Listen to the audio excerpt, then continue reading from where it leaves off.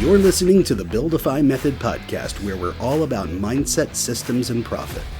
As a nationally recognized business consultant, coach, and speaker, your host Aaron Keith is passionate about supporting the entrepreneur community by sharing his knowledge gained from coaching over 10,000 entrepreneurs in nearly 20 years, at companies ranging from billion-dollar enterprises and celebrities all the way to Main Street and small startups. Each Build-isode's blunt, no-bullshit conversation is led by Aaron along with his co-host Ryan Coyne, a veteran tech consultant and nationally recognized speaker. Each week, Aaron and Ryan deconstruct mental and physical aspects of the topics that challenge all successful entrepreneurs, while also providing coaching, insight, and specific advice on distinctions that affect all growth-minded entrepreneurs. So listen up. It's time to work on your business, not just in your business. Hello, everyone, and welcome to the Buildify Method podcast. My name is Aaron Keith, and I'm joined with my co-host today, Ryan Coyne. Today, we're talking about a topic that is near to dear to both of our hearts. It's one of our most favorite subjects to talk about, which is annual planning. So Ryan and I feel that annual planning is one of those topics that is extremely impactful. It's probably one of the most impactful things that you can do to consciously grow and expand your company each year.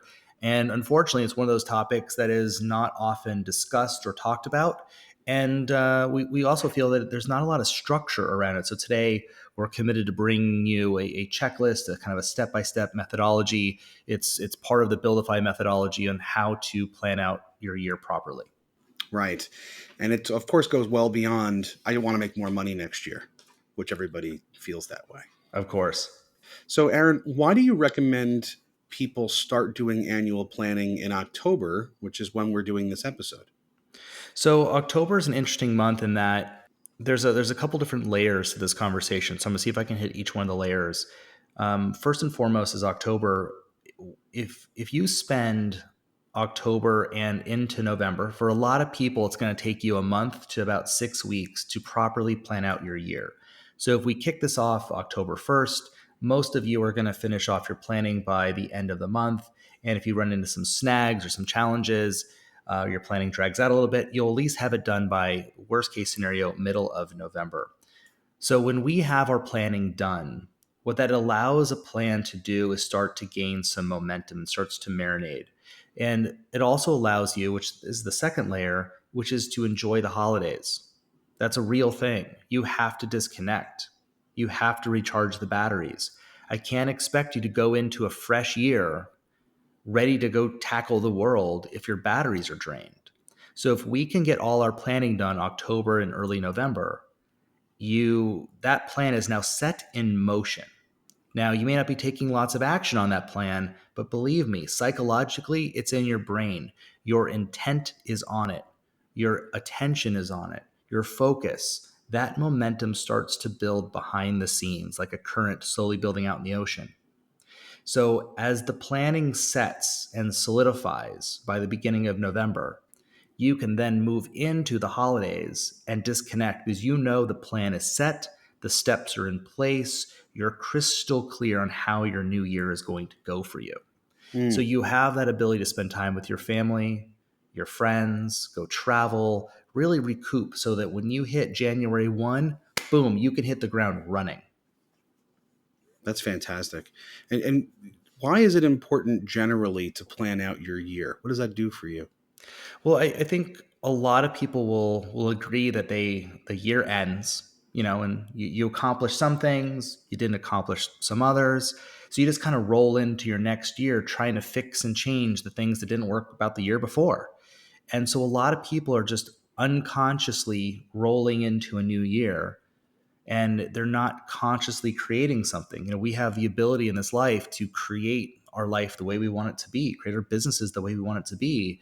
And I just don't think it's something that a lot of us have been taught, is to sit down and to consciously put thought and energy into what we want to have happen, and then actually put a plan behind that supports that happening, and then put structure around that to solidify it and put people around that to hold you accountable to it. So the whole planning process is something that ends up producing better results for entrepreneurs. And again, unfortunately, I just don't think it's something that's really been taught out there. I agree. And, we've also talked a lot about the psychology and tangibility of things, referencing some of our earlier material, especially in the tasks and organization and calendar management episode.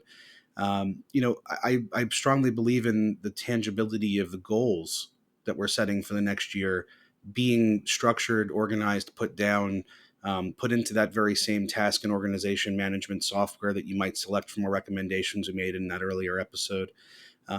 I think that the psychology of that and how much we all have going on in our brains, how distracted we can feel, and how many hats an entrepreneur is asked to wear in the course of a single hour, let alone a day. Yeah. That it's all the more important to be planning something out, not just in your mind, not just setting a mental goal, but actually structuring it out and writing it down like an action plan or a battle plan.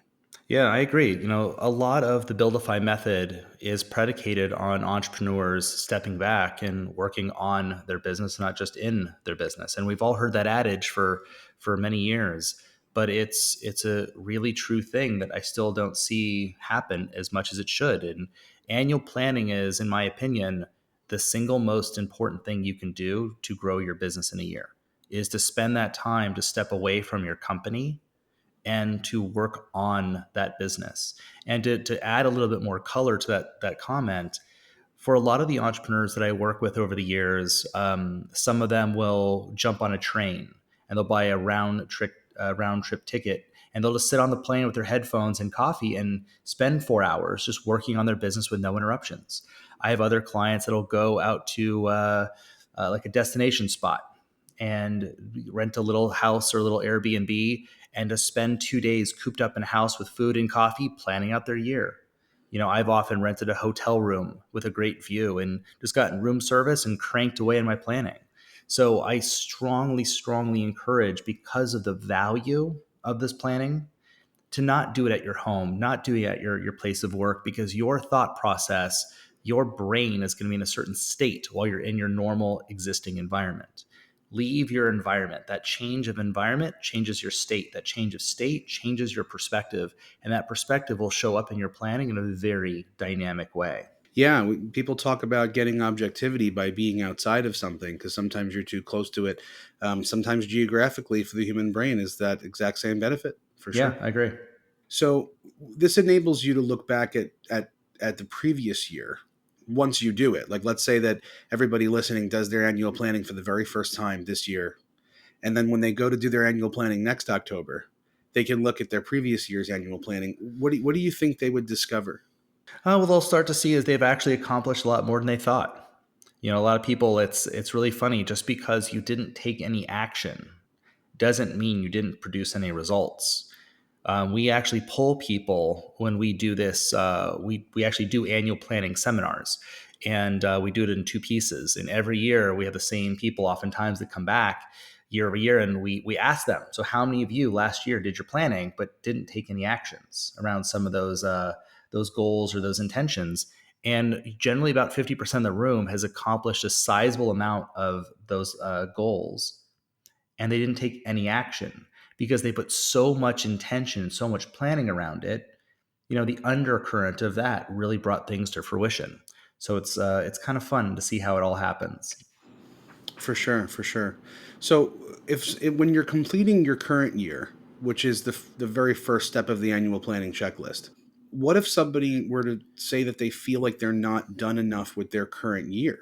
Yeah, it's an interesting thing, right? Because we're starting annual planning in many people's eyes as early, right? October for some people is like, well, I still got a couple more months. I have a quarter left of my business, and so I'll be very specific about the checklist. So here we are, we're about to go through the annual planning checklist. The very first phase or stage of your annual planning checklist is all about completion, right? You don't want to create a year on top of the incompletions of a previous year. So the very first step, the very first thing we do is we complete our year.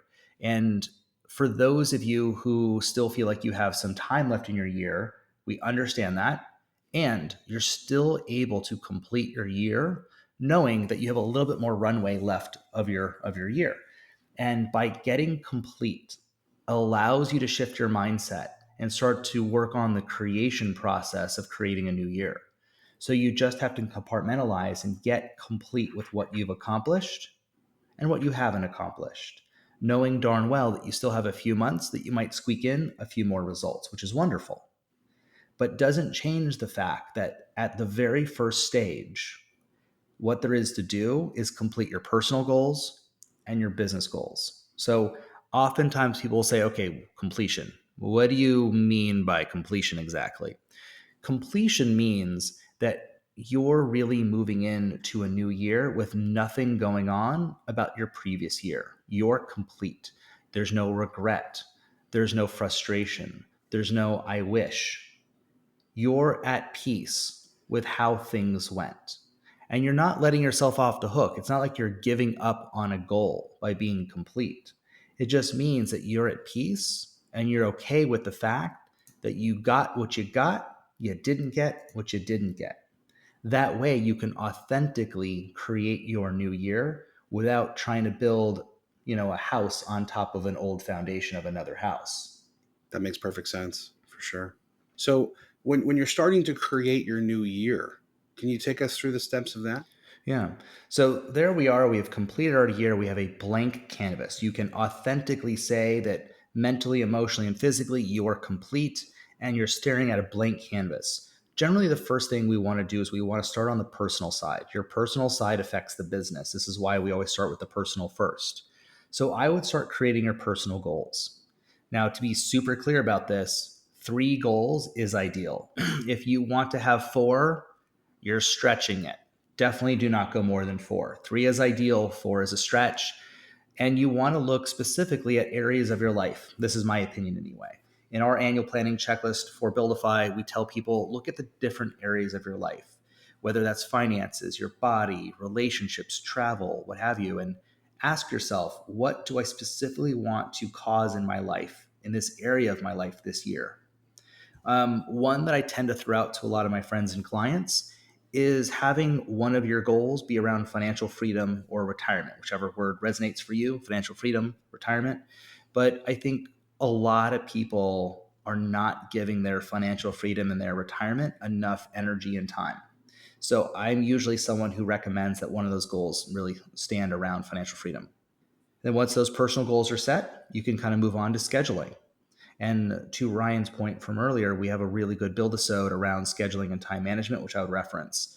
But in this phase, now that you have your personal goals, you have to schedule out your personal life, like in the calendar, birthdays, special events, holidays that you're taking off, any vacations that you're taking off. So in other words, if it matters to you, we should see it in your calendar. So anything that has to do with your balance, it should be scheduled. So that's generally what happens next. So once we've done that, everyone's favorite next step is personal budgeting. Ryan and I are going to do a couple episodes coming up next, actually, on business budgeting and personal budgeting. So stay tuned for those. But your personal budget is absolutely fucking critical to how your planning goes this year. Your personal budget will impact your salary and your distribution on your business. That salary and distribution impact your business budget. Your business budget then impacts the sales goal of the company. The sales goal has to cover the business budget, obviously. If we cover the business budget, we'll have money that comes back to the personal to take care of your vacations, your lifestyle, putting money away for savings and retirement. So your personal budget is something that we strongly recommend that you spend ample amounts of time on. Ryan, on the tech side of things, is there anything that you can recommend to everybody that will help them with personal budgeting? Is there any tools? There used to be only a few, and now there are so many in the market that have been a crazy, crazy, confusing kind of thing because they all offer to specialize. And there's a few that do a little bit of everything well. I'm not sure if anybody that is listening has ever heard of Mint, which was acquired by Intuit, that same company that owns QuickBooks and Rocket Loans and all that stuff. Yeah. Mint was one of the first ones, I think, going back about 10 years ago, maybe 11 years ago, that it started out as only a web app, that's even, I think it predates the iPhone, I'm pretty sure, which I know is like prehistoric by app terms and stuff. But that offers to manage both your personal and your business, but more of a focus on the personal finances, setting budgets for specific areas of your life, alerting you when you go over, showing you reports. The mobile app is robust. There are so many others that offer to do that now that it comes down to personal preference and user interface. And I've said this before, just like in the calendar and task management episode, and it comes down to cameras as well. The one that is the best is the one that you actually use. Right. So it's if you will take a look at a few. I mean, Microsoft even had one. They had Microsoft Money for a few years, but nobody used it. Nobody heard of it. It went away. Um, there are a lot. There are a Okay. lot. And if you're an Wonderful. iPhone or an Android user, really just head into the App Store. You can look for a couple. You can type in personal finance management. You will see a bunch. Look for something with high ratings, with good reviews. You can check it out. Check out what the user interface looks like, and whatever appeals to you and inspires you will be good. Wonderful. And a little bit more to your point there is that a lot of people will ask what technology should they be using to just manage their finances. So for everybody, I'm a strong proponent in using QuickBooks. And to be clear about this, there's a distinction here. There is QuickBooks that's desktop version, and there's the cloud version of QuickBooks. I do not recommend the cloud version of QuickBooks. One, they don't back that up. I recently had a client who's also a close friend lose 2 years of all of their financials because it crashed on the Intuit side and there was no backups. Two, most bookkeepers and CPAs do not love the online version. It just works very differently. How it's set up, how it functions. Yeah. It's made for a very, very small kind of solopreneur. So don't go that route. It's not worth it. Stick to the desktop version. What we generally recommend for a lot of users is that there's a company out there, and there's different companies like this one, of course, but the one that we use is Right Networks. Right Networks is a cloud-based platform, a secure server. Your desktop version lives there. That way your staff can log in, you can log in, your bookkeepers and your CPA can log in from anywhere in the world, and everyone can access QuickBooks at one time. No problems, no concerns, and it's very safe. So that's how we all manage our QuickBooks for our different companies. Yeah, cloud application backup, by the way, which is something that's relatively new that backs up your stuff that's already in the cloud. A lot of people think, like just like you mentioned, oh, it's in the cloud, it's backed up. No, it's not the same thing. Um, just because it's hosted someplace doesn't mean that there's a second copy someplace else in case something goes wrong. Not every company keeps, like people imagine, well, can't they just roll it back? Can't they undelete it? Isn't there a recycle bin for the cloud? No, not everywhere. To your point, yeah. So even if you're somebody who's already using QuickBooks Cloud and you wanted to get cloud application backup for your QuickBooks Cloud instance, you can Google that. It is available, just so you don't feel too defeated that you have to feel like you have to switch over because of doom and gloom. Yeah. But yeah, it is a fundamentally very different product that limits you in some different ways, especially if your business is going to scale.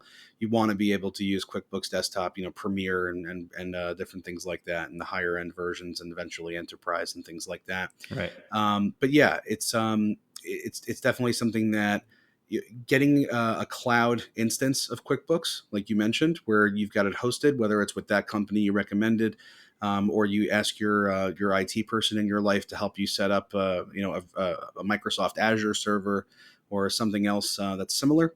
That is a great option. Decentralize it, get it out of your company's local premise-based server. Don't have to be in the office to access it. Don't need a VPN to access it. Don't need to remote in anywhere to access it, and so on and so forth. Get it up in the cloud, get it safe, get it backed up, Awesome. and yeah, for sure. So, Aaron, you were talking about the personal side of things, and is there anything else on that checklist that you wanted to add before I ask you the next question? No, let's move on to the next phase. Okay, so once you're done with the personal, obviously the next thing would be the business. So, getting your personal squared away so that you at least know that you can afford to still work for yourself is very important. Right. And now, how are we going to annually plan for the business to be profitable and get to the next level where you want it to go for the next year? Yeah, so the next big swipe of this is going to have a lot more detail to it. So let's kind of start to move through. So very much like the personal, the next thing we have to kind of dive into is the business goals. So we start to look at the business goals, and just like your personal, I recommend 3 goals. If you really need to stretch and have 4, you can just watch it. And remember, everybody, one of your goals always is a sales goal. The only way to truly measure the growth of a company is the sales going up. So we always have to have one goal being the sales goal. Then you can have several other goals for the company there. Once we've built out the primary goals of your company, the next phase you want to move into, depending on the size of your organization, is department goals. So if you have a company that has different departments, it's critical that, same thing, 2 or 3 goals for each department. The department goals should hold up or stand up or support the overall arching company goals. I also recommend, if you're going to create department goals, you got to do it with your department. That's not something for you to do solely. Sit down with your department, have them create it so that there's buy-in. All right, so goals are set. Let's move on to the next. Next thing we have to get into is your why, your motivation. Why are you doing all this? Listen, being an entrepreneur is fucking hard. You wake up in the morning and there has to be something that's driving you. Like, why the hell are you doing this? Why are you pushing the ball up the hill? Right? There's certain days that are grueling and there's certain days that are amazing being an entrepreneur. But at the end of the day, the thing that is driving you forward, you need to be connected to. What's that why? What's that motivation for you? So I strongly recommend that you get that documented. That has to be one of the pages of your business plan. It's something that should be up on the wall. It's in the business plan. It's wherever you're going to see it and reference it. So once we've got the goals, we have the why, then we move on to what we call the sales timeline or your annual timeline. The timeline is probably, in the annual planning world, one of the largest systems that you're going to interact with. This is something that I strongly recommend that you custom build for yourself. Whether you want to use Excel, you want to use Word, whatever floats your boat, I'm going to walk you through how this needs to be laid out. Your timeline at the top is going to have the company goals and department goals. Underneath the goals, you're going to write down your why. After you've written down your why, you want to start to kind of get into the context of your year. What do you want your year to be about? After you have your context, now the work starts to begin. You have to timeline out each one of those goals. What that looks like is you take a goal, you then derive what some of the milestones of that goal are going to be. And you want to note throughout the timeline, say January, July, October, whatever month that milestone needs to exist, you'll write it down. So as we start to thumb through your timeline when you're done, we should be able to see milestones of each goal, including your department goals, throughout this timeline. This acts as a structure. This acts as an accountability document that holds not only you, but your team accountable to accomplishing certain very strong tasks and milestones by very specific times of the year. So it's a wonderful document to share with your team and to work off of with your team. Now, once we have the milestones in there, the next thing you want to move into is coming up with your obstacles. This is really, really important, everybody. Most of us, when we do planning, most people don't stop and ask yourself obstacles. What could happen that could, deflate us, that could get us off track or start to erode some of the things that we're working on? So if you can come up with 2 or 3 obstacles that could show up and hurt or impact negatively any of your goals, you want to note that throughout the timeline. Once you know what some of your potential obstacles are, you then come up with 2 or 3 actions that you can take to overcome that obstacle. Now, you might be listening to this right now going like, whew, this sounds like a lot. I'm overwhelmed already. I'm confused. I get it. This is planning. It takes time. This is one of the reasons I'm suggesting you spread this out over a month to 6 weeks. And I promise you that hearing this for the first time sounds overwhelming. It sounds like a lot. And I promise you that after you start to do it, you'll realize it's not hard. It just takes time of focused concentration. It's not hard, I promise you. It just takes that commitment. Sit down and think.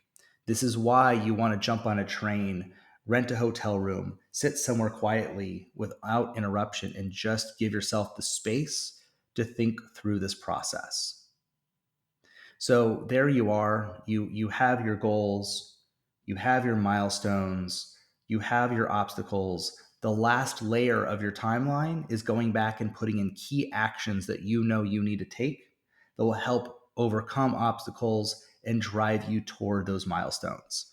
So it's a really empowering process. It takes a little bit of time, but you'll be shocked on how fast you actually move through the annual planning process when it comes to your timeline.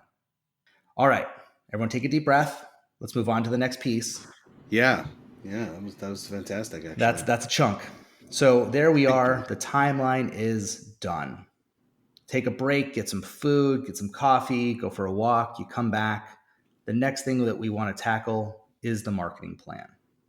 Each one of you want to make sure that your company has a tangible marketing plan that you can touch, you can hold, and you can follow.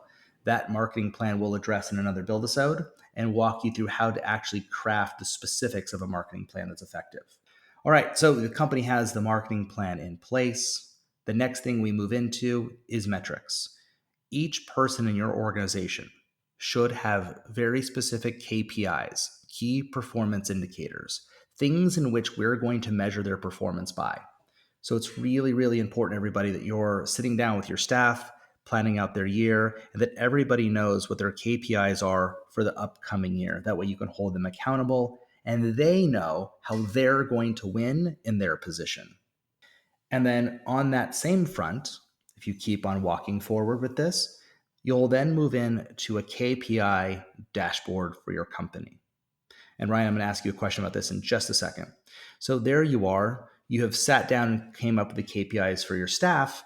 Now you need KPIs for the company as a whole. How are you, as the CEO of this company, going to measure the key performance indicators of not only the company as a whole, but each department in your company?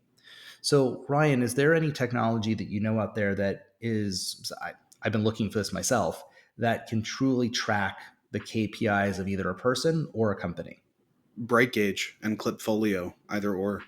Clipfolio and Bright Gauge are both configurable dashboard websites that pull in data from a variety of sources. You can connect them to just about anything Okay. and have them display different kinds of information as gauges. Sometimes that's a number, sometimes that's a graph, sometimes it's lists that you can drill down further into, and you can put filters on them to show certain people or certain kinds of performance or certain metrics. And you can build custom views. You can essentially you drag and drop the different gauges and number displays in whatever order, and label them however you wish. Wonderful. We use them really effectively where I am right now to manage and monitor all kinds of statistics. Wonderful. Even since the last time something was done, we have several canary boards that just alert us to process breakdowns or different things like that. So yeah, Bright Gauge is wonderful. Their support is fantastic. Clipfolio, the support is not as good as Bright Gauge's, but it looks a little slicker. So if it's going to be something that you want to have client facing, you might want to look at Clipfolio. Okay. If it's internal and you want to throw it up on either on your own monitor or an extra screen in your office, or you want it to have it on a big screen like we have in our service department that tracks all different kinds of information. Bright Gauge is really, really wonderful for that. Do you happen to know the price points of either one of those by chance? Offhand, I do not. Okay. Yeah, I was just curious. But they are affordable from what I've heard. Yes. Okay. Yes, Wonderful. they are. All right, so let's keep rolling, everybody. So just to recap where we are so far, we came up with the business goals. We know what our why is, what's motivating us, what's moving us forward. We've built out our timeline for the year that has our sales goals, our milestones, our obstacles, and our key actions. We've now built out our marketing plan for the year.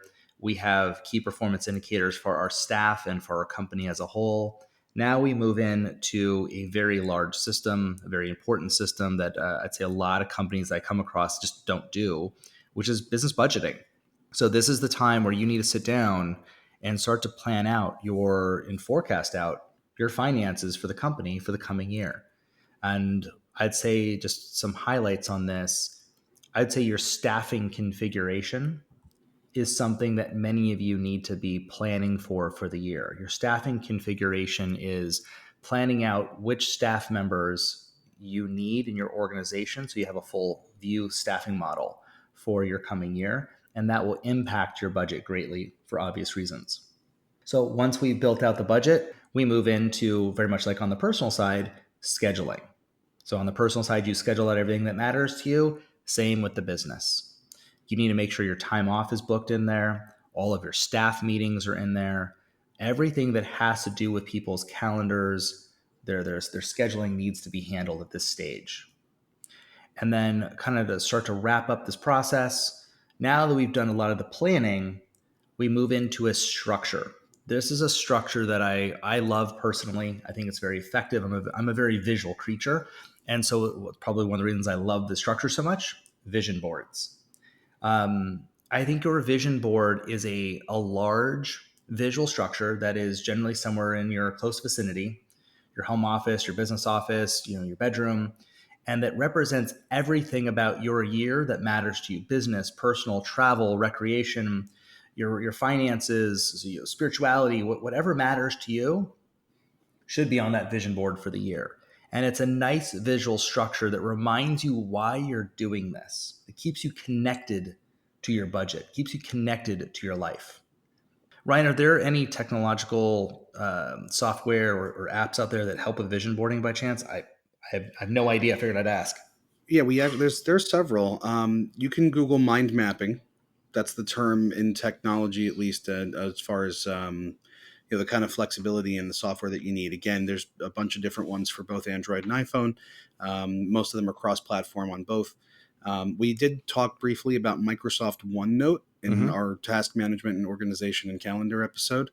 Microsoft OneNote is really a blank canvas that you can, like, if you ever were frustrated when you're working on a Word document and you can't get the image and the text to do what you want and stuff like that, well, most people have experienced that, and a lot of people don't really go beyond Word and Excel and Outlook, sometimes PowerPoint, when they're working in Microsoft's suite of products. But OneNote, for a lot of people who that didn't exist when they were in school, is something that anybody that's probably in the graduated university or even secondary education and younger in the last 10 years has been required to use it, probably as part of their curriculum.